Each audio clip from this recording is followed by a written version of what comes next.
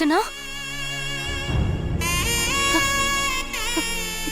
நீ எதுக்கு இங்க வந்த? உன்னதான் கேக்குறேன். நீ மட்டும்தான் வந்தியா? கூட யாராச்சும் வந்தாங்களா?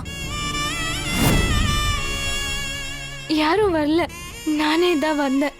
ஐயோ, உன்னை யார் இங்கெல்லாம் வர சொன்னது? ஆனா நீ எனக்காக தானே பவி இங்க இருக்க. என்னாலதான் நீ ஜேபி விஷயத்துல தலையிட்ட. அதனாலதான் இப்ப கொலைப்பள்ளியோட ஜெயில கஷ்டப்படுற.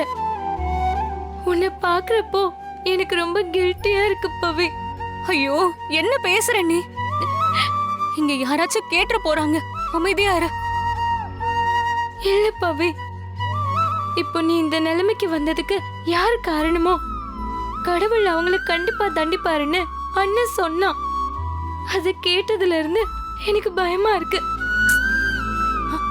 பேசாம நான் தான் ஜேபியை கொன்னேன்னு சொல்லிட போறேன். ஏய், அறிவில்லை உனக்கு? முதல்ல அமைதியா இரு. இப்ப நீ சொன்னது மட்டும் இங்க யார் காதுலயாவது விழுந்தா என்ன நடக்கும் தெரியுமா? என்ன அரெஸ்ட் பண்ண அன்னைக்கு ஜேபி என்ன தப்பு செஞ்சான்னு எனக்கு சொல்ல தெரியாதா? ஏன் நான் அதை சொல்லல? சொன்னா உன் ஃபியூச்சரே ஸ்பாயில் ஆயிடும். அவன் எதை வச்சு உன்னை பிளாக்மெயில் பண்ணான்னு உனக்கே தெரியும்ல. இப்ப நீ கொலை செஞ்சன்னு சொன்னா அவன் உன்னை பிளாக்மெயில் பண்ணதும் வெளியே வருமே. அதை பத்தி யோசிக்கவே மாட்டியா அர்ச்சனா? நாளைக்கு உனக்குன்னு ஒரு கல்யாணம் நடக்கணும், உன் வாழ்க்கை நல்லா இருக்கணும்.